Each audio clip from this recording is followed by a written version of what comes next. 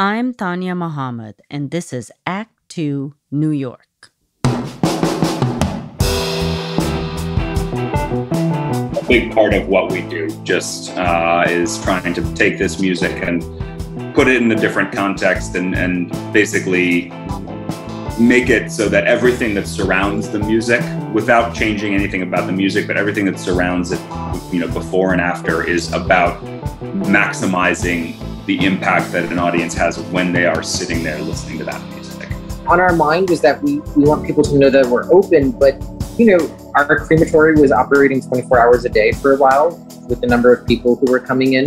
It took a huge toll on our staff who were burying or cremating the dead, so we couldn't escape it.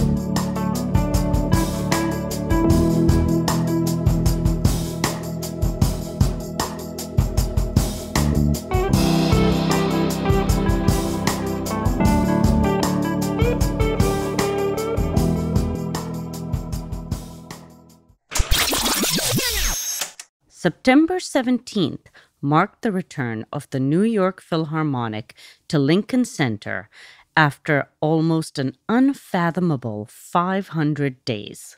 Classical music aficionados filled the hall and were finally swept away by the sound of the live orchestra. Carnegie Hall, another landmark classical concert venue, reopened its doors this October after a long wait. Despite pandemic concerns shadowing these reopenings, a collective sigh was let out as music returned to these big, grand spaces. Despite all the suffering in the classical community, some were better equipped to handle the restrictions of performing in a post-pandemic world. Smaller ensembles managed to find a way to perform. I remember feeling thankful that we were a small enough group that we could do things, because a lot of my friends who, for example, friends in the Metropolitan Opera or other orchestras around the country, really could not do their thing. That's Hamilton Berry, a member of PublicQuartet. PublicQuartet is a Grammy-nominated string quartet. They're doing something really different in classical music by featuring groundbreaking emerging composers and improvising on traditional pieces. In 2019, they garnered Chamber Music America's prestigious Visionary Award for outstanding and innovative approaches to contemporary classical, jazz, and world chamber music. The quartet were flying high off their Grammy nomination and touring in early 2020, when everything changed. We're all over the place, and actually in Alaska the first week of March 2020, so really right before everything shut down. We were taking a flight from LA to Nashville because we were playing a gig in Nashville. And on that flight, there was a dude sitting next to me with a mask on, and I was afraid of him. Right. And it's just totally flipped now. There's people with a mask. I'm like, okay, thank you. Hi, I'm Nick Revel. I play viola, and I'm founding member of PubliQuartet along with Curtis. Beginning of the pandemic, we didn't know how long it was going to go. I think we were all thinking somewhere between 2 and 6 weeks. There was a period where I was like, okay, this is actually going to be a vacation for me. And so I just watched a lot of Netflix and chilled out. And 6 weeks later, it was like, okay, this isn't ending. What am I going to do? Then I think, like many of my colleagues, there was a period where I felt like I should be doing something. And in my case, I decided to attempt to record all of the Bach cello suites from my bedroom, just from home recording. And I did that. It was a lot of fun. I shared it with family and friends. But after that, I think I had to learn to just not to put pressure on myself to create. I think with the quartet, we kind of got into a rhythm of getting together when we had a taping or something like that. And then we would kind of go our separate ways for a couple months. And I think that was the right pace, because I think we all needed to deal with what's been happening on our own and that was very stressful, right? Yeah, definitely. Yeah, I'm Curtis Stewart. I'm a violinist in PubicQuartet. I don't think it was a question of whether we were going to come back. I think it was just a question of like how and when, because I realized that there's so much that I got from just being in quartet. It's like oh, I don't get to make music. Oh, we have quartet rehearsal. Cool. Oh, I haven't been out of my apartment. Oh, great, we get to go to Alaska. Cool. So there's so much like I just depended on quartet for, and it was just weird to have to do it on my own. So I'm Jannina Norpoth. I am one of the violinists in PubliQuartet. Coming back to stages, I think, at least for me, and I think that my colleagues probably reflect this, we just don't take any moment for granted at this point. Every time I'm on stage, I remind myself how lucky I am to be on stage and to have that opportunity to share music with people that I love on stage and an audience that appreciates it. And that was the thing for a long time too. We were playing either recording or playing for no audience, and you just finish and there would be just dead silence.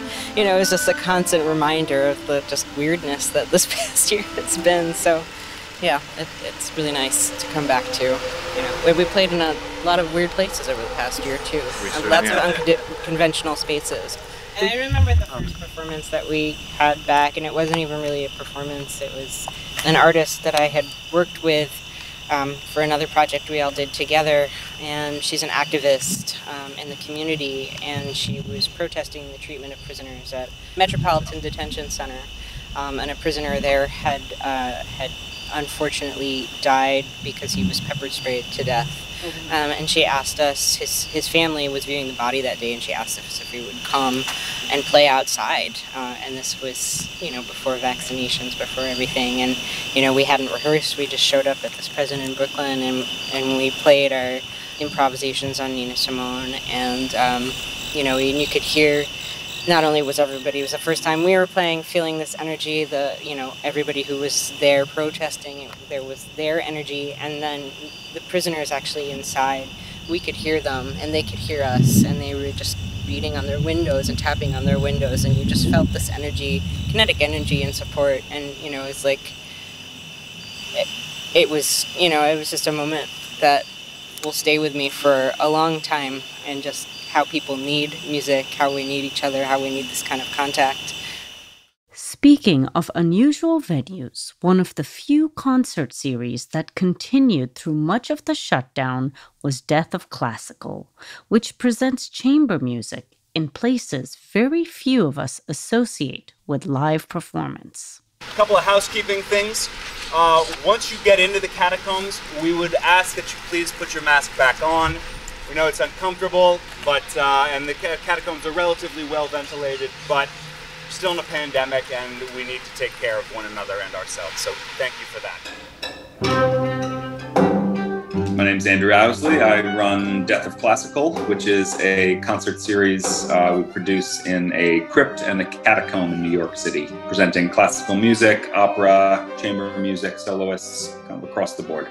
In case you're wondering what a catacomb is, it's an underground cemetery consisting of a subterranean gallery with recesses for tombs. And yes, we do have them in the city.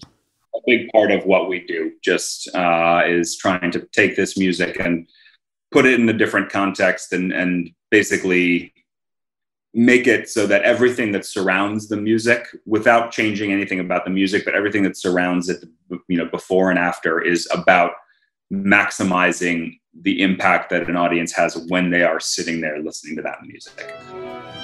The space has got to move me. It's got to feel powerful. It's got to have its own character, acoustically as well as visually and physically. That's sort of the primary question that I ask myself when I see a new space. And then logistically, what music can we put in there that would be powerful, be a powerful experience, and how do we configure it and so on. So sort of a combination initially of just what is the impression that the space gives, and then more logistically, what can we do in that space musically? And then we go from there. Intimacy in classical music has always been important. To me, it's, as somebody who grew up not playing classical music, the intimate experiences where I could see a singer move air and really produce sound, and watch an instrumentalist, sweat and strain to play these incredibly difficult passages on their instruments. That's what made the greatest impact on me personally. And I find that to be one of the most impactful ways to experience classical music, especially the type of music we present and program, which is very sort of emotionally intense, sort of transcendental kinds of works.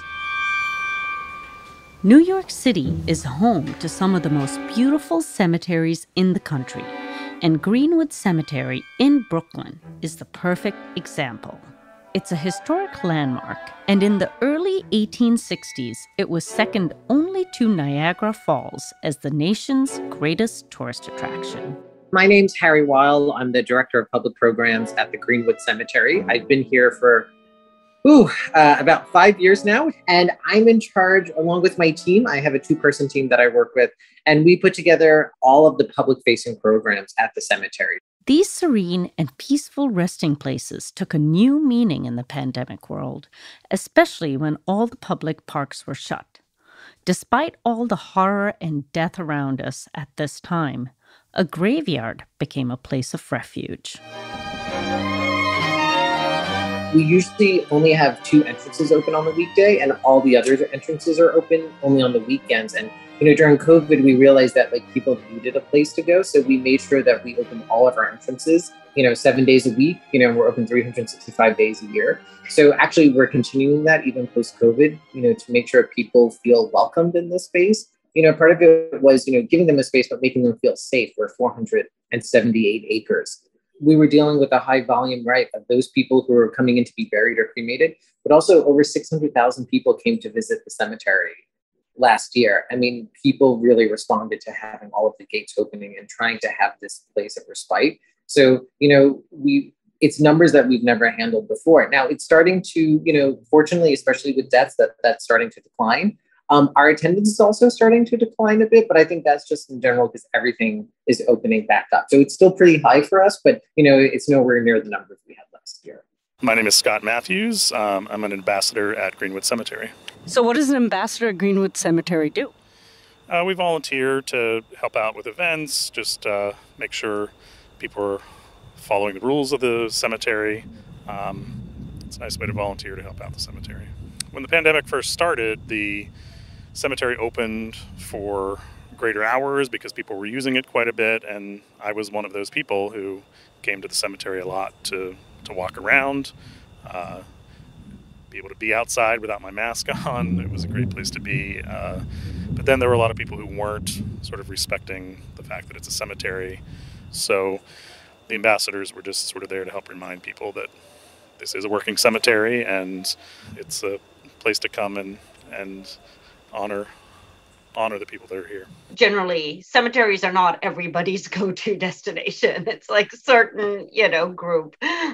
There's a lot of cultural prohibitions about just casually walking in cemeteries. And I think just also in general, I mean, there's still a certain weirdness and strangeness about, one, doing programs in a cemetery, but, even just walking through a cemetery too. So we're hoping with the stuff that we're doing is that we begin to dispel that myth a little bit too, that we actually encourage people to see us, as a historic site more than anything else too. That, we are the kind of not gatekeepers, but, we're safeguarding and, we're stewarding, this amazing collection of monuments, of architectural gems, and that we hope people can come in and discover them. And it's all free too. It's a great outdoor museum. That's great.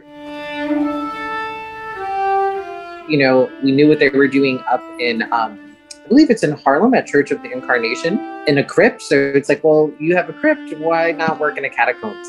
And so bringing Andrew in on that, and he was really, amazed by the space. And so that's begun, a really wonderful collaboration with him about using our space and bringing classical music or, a twist on classical music into Greenwood. What's been so interesting working with Andrew is that we are a non-traditional space. And so, Greenwood, and part of why I was hired was to help make Greenwood a cultural institution, a destination for art, history, and nature, which are our main programming areas. But we are not a traditional space. We don't have concert halls. We don't have theaters. We don't have, even comfortable seating for the most part. So how do we bring music and performances here, but do it in a way where we're welcoming audiences? So on a balmy summer evening in August, I headed to the stunning and vast Greenwood Cemetery for a sunset stroll down to a catacomb to experience the magic of PublicQuartet for their Freedom and Faith program. This is our first time playing here. It's really cool to be here. It's a very special place. I was saying the other day, it's interesting that there's no electricity. Everything's candle lit, kind of candles, electric candles. But you just feel there's a different energy when it's not a fancy concert hall. It's dusty, there's bugs, it's hot.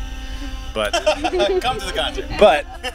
But there's this energy that you're reminded of this place, the cemetery, that you're in. My name's Rick O'Connell.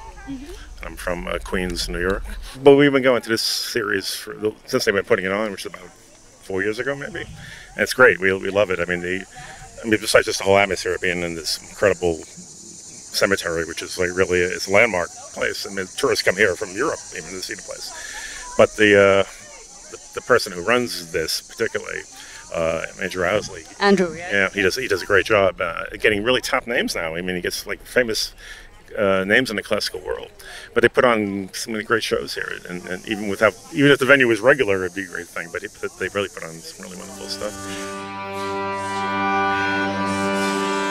So we're not just trying to get, music aficionados here, or, also with our other stuff, dance aficionados, or people who are really interested in art. And we're happy when they do come, but we really want to get people who are curious about entering into classical music or knowing more about classical music or about contemporary art or about contemporary dance. I don't want it to be an elitist institution. And that's always been my goal with Green, was that we want to welcome all people from all demographics, from all expertise, all knowledge in the arts. And I think the Death of Classical series in particular really does that, because it's not just, come here and listen to Beethoven or come here and listen to Mozart, but offering a riff, offering a way to make it accessible and comfortable. My name is Olivia Raynoff. So what's it been like trying to do this post-pandemic? Shockingly refreshing and a little bit weird, because we've been doing programming that I've at least been involved with since October of last year.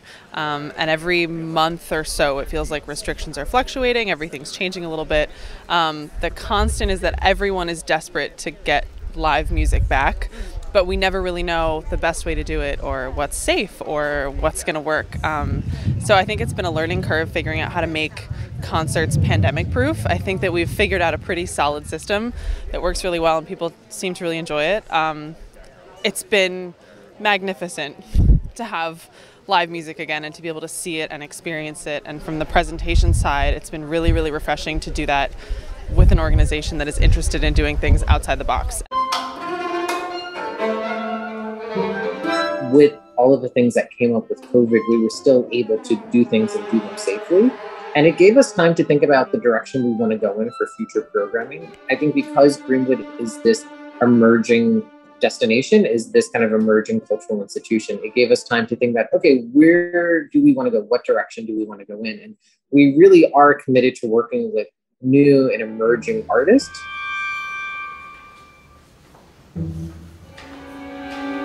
We've all been so kind of alone, and there's been a lot of reflection that we've all done, and I think, we just feel a little more comfortable kind of being ourselves even on stage. Now it just feels like returning somewhere. Despite my limited classical music knowledge and the warm stillness in the catacomb, I got chills, and I was left wanting more. The experience of sitting in a catacomb of bygone eras with crystal clear acoustics and being able to observe the musicians so closely as they poured everything they had into those carefully selected pieces. Special doesn't quite cover it. Magical maybe, transporting. Ironically, in a place that is literally a monument to death and lives past, is where I felt a sense of renewal and peace for the first time in 18 months. In a way, a cemetery is a place of reflection and peacefulness. And somehow it actually makes a lot of sense being here and playing here and making art here. Certainly, I think after the year that we've had, you know, it could be triggering for some people, I would imagine. But actually, this is such a beautiful cemetery.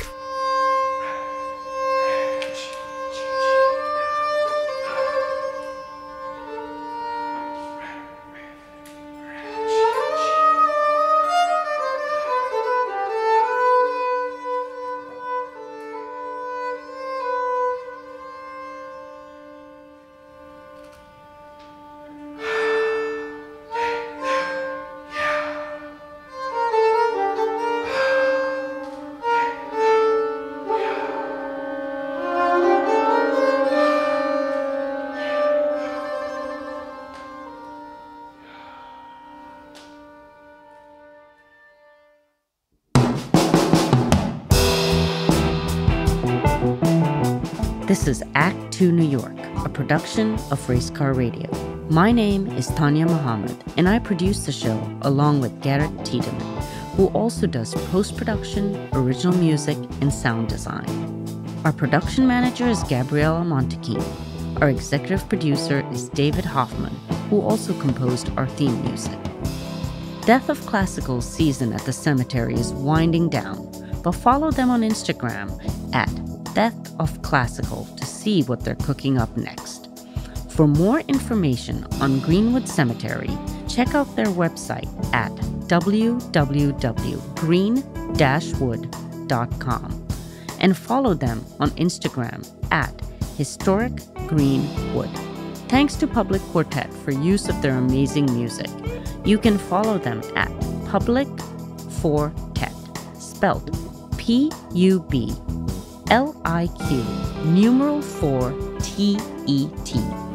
Special thanks to Max Leffer for all his support. I'll have more info on some of the performers in this interview in our show notes and on our Facebook at ACT2NY and Instagram at ACT2 New York spelt out. If you like the show, please subscribe wherever you get your podcasts. Leave us a rating and don't forget to tell your friends about us. Race Car Radio is a division of Citizen Race Car. We tell stories.